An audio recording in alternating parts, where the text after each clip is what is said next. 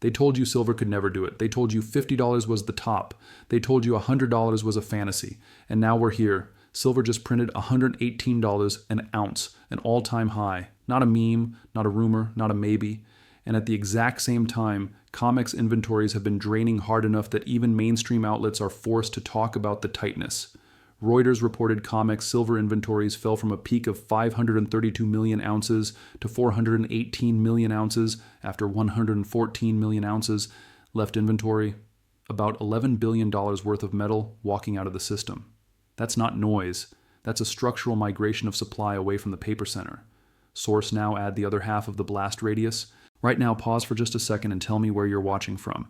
Drop your country and time in the comments. I read them all, and it's honestly incredible to see how far this message is traveling. This channel has become a global space where people from all over the world are questioning the same system at the same time, and that tells us something powerful. If these videos help you see things more clearly, make sure you subscribe. One click keeps you connected and ensures you don't miss what's coming next. Also, join our community on WhatsApp and follow us on X for real-time updates, deeper discussions, and breaking insights that don't always make it into the videos. All the links are waiting for you below. Gold is ripping in the same direction, and when gold moves like this, it's not speculation, it's a referendum. CNBC showed silver's move has become intense enough that retail poured roughly $171 million net into SLV in a single day, its largest single-day inflow on record, while silver was already up more than 52% on the year. That kind of behavior doesn't appear at the beginning of normal markets. It appears in transitions, in regime shifts. Source. Here's the thesis. This isn't a rally. This is the next phase of a historical pattern that never negotiates. Every fiat system eventually hits the same wall. Every leveraged paper market eventually meets the same moment of truth. And what you're seeing right now, silver at 118, gold pushing toward levels people don't even want to say out loud, inventories draining, paper claims multiplying, this is not the end of the story. This is the point where the story becomes irreversible. Stay with me, because if you understand the mechanism behind this, you'll stop asking, will it happen? And start asking the only question that matters. How bad does it get before the reset? Let me give you the system. Simple, chronological, unforgiving. Stage 1 is setup. This is where the incentives are created. Rules change quietly. Leverage becomes normal. Risk gets packaged and labeled liquidity. And the public is told, relax. We engineered stability. It's like building a city on a floodplain. Because the weather has been calm for 10 years, people forget floods are real. And then they build more and more and more. Stage 2 is expansion, overextension, debasement. This is where the system starts feeding itself. Debt expands to sustain lifestyles. Paper claims expand to sustain markets. And the price becomes less a reflection of reality and more a reflection of positioning. Think about it like restaurant reservations. If a restaurant has 50 tables but sells 500 reservations because most people won't show, it works. Until one night everyone shows. And then the manager starts offering coupons to go home, and then he starts begging. And then he starts lying. Stage 3 is crisis, loss of control. This is when the feedback loop flips. Instead of confidence producing liquidity, fear produces withdrawals. Instead of rolling paper, people demand the thing itself. Instead of trusting the mechanism, they test it. This is the moment where the system discovers whether it's real or theatrical. Stage 4 is the inevitable outcome. And this is the part nobody wants to say clearly. The outcome is never a soft landing. The outcome is a repricing event. Claims get discounted, physical gets repriced, and the public learns too late that price discovery was a controlled story until it wasn't. That's the system, 4 stages. No magic, no conspiracy required, just incentives, leverage, human nature, and math. Now I'm going to prove it quickly with 3 historical echoes, not long lectures, just the skeleton, because the skeleton is what repeats. First example, Weimar Germany. It didn't start with wheelbarrows. It started with reasonable decisions. War costs, reparations, social pressure, political denial. So the state expanded claims on future wealth faster than the real economy could produce it, then more printing, more monetization, more emergency measures. At first people felt rich, nominally, then prices accelerated, then savings died. And here's the key. Once trust broke, it didn't gradually heal. It snapped. People didn't want banknotes. They wanted goods, coal, food, anything. Because in stage 3, money stops being a store of value and becomes a melting object in your hand. Second example, the US in the 1970s into 1980. The pattern wasn't inflation came out of nowhere. The pattern was debasement meets supply shock meets confidence fracture. You had fiscal expansion, Vietnam, social programs, political promises. Then the dollar linked to gold breaks in 1971, and suddenly the mechanism changes.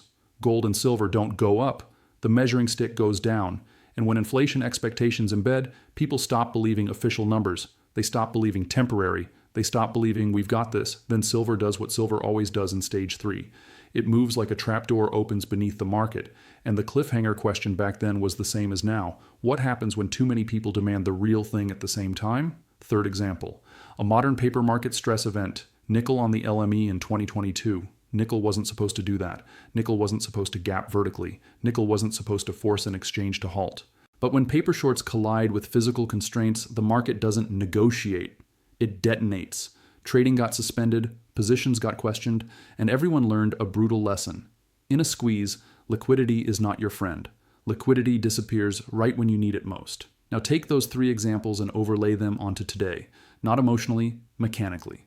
Stage 1 today was built over decades, a financial system where paper metal became more important than metal, where futures and derivatives became the reference price, where most participants never intended delivery because the system trained them not to. And while everyone was looking at charts, the structure was being engineered, a world drowning in obligations, a world where stability requires perpetual rollover, a world where central banks became the buyer of last resort, then the insurer of last resort, then, quietly, the narrative manager of last resort. That's stage 1. Stage 2 is where we've been living. Debt expands, deficits normalize, rates get cut, then raised, then cut again because the system can't tolerate pain for long.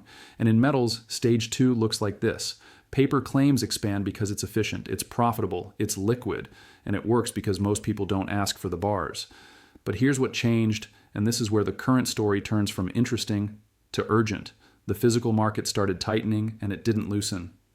Reuters described prolonged tightness in physical markets and noted London commercial vault metal that can be quickly mobilized had dwindled to record lows earlier, only partially recovering later, meaning the system has been running with less buffer than people assumed. Source.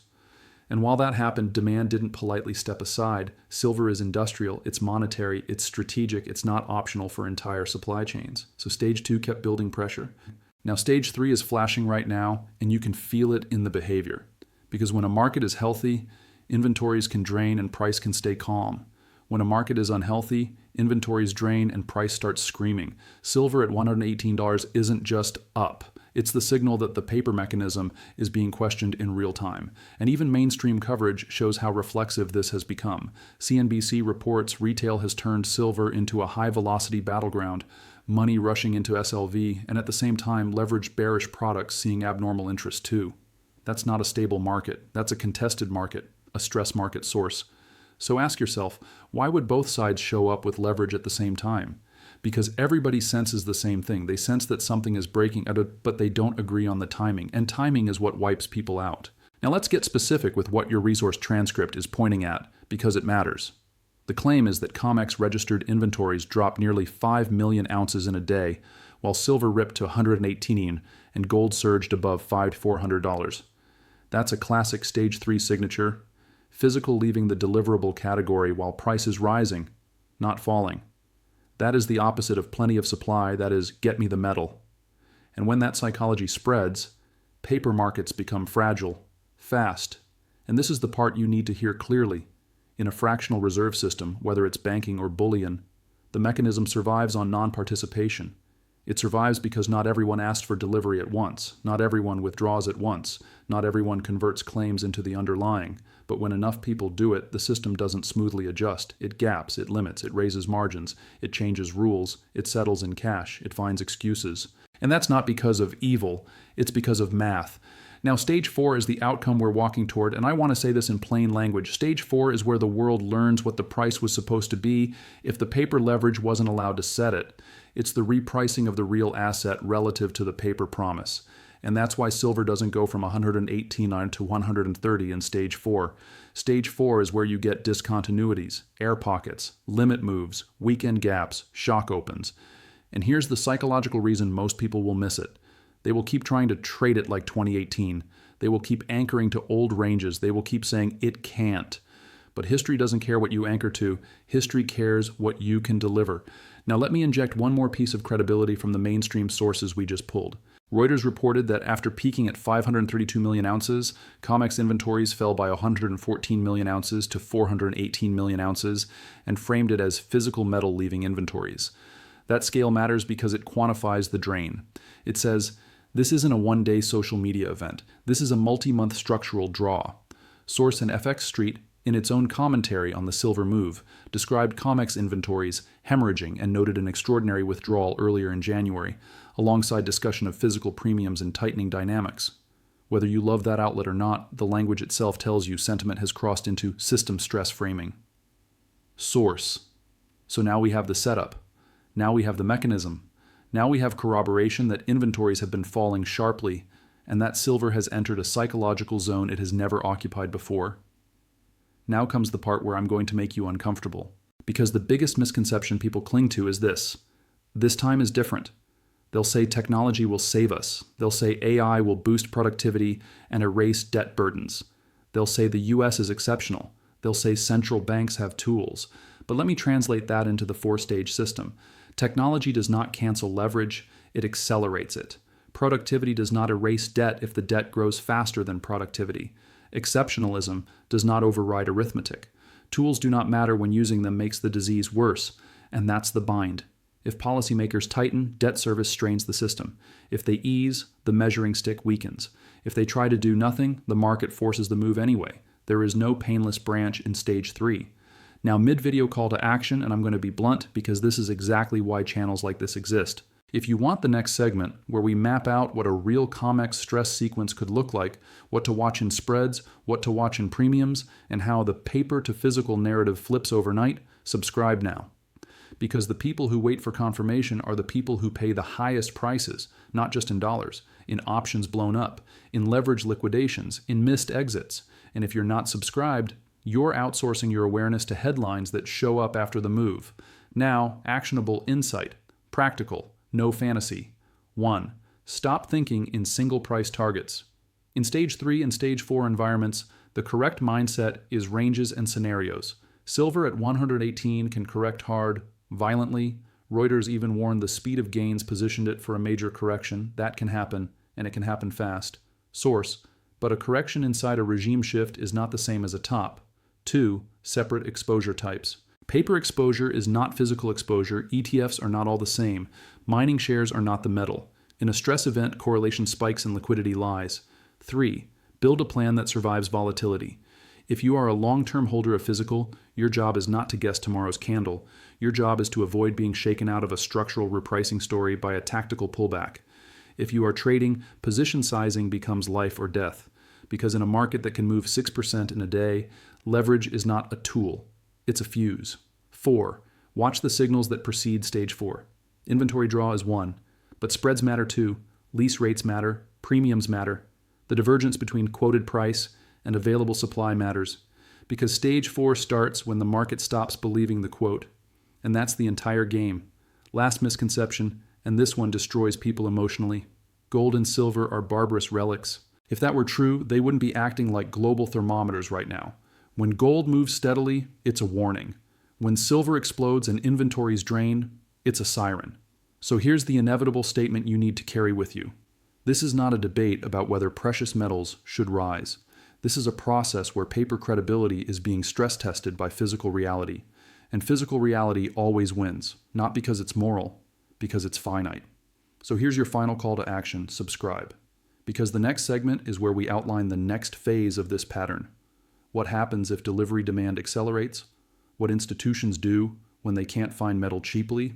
And why the first official explanation will almost certainly be designed to calm you, not inform you. Watch the next video. Because stage 3 doesn't announce itself with certainty, it announces itself with anomalies. And you just watched one of the biggest anomalies in modern silver history. Silver at $118, gold in the 5,000s conversation, inventories draining, retail piling in, institutions repositioning. This is the system revealing itself, and once you see the system, you can't unsee what comes next.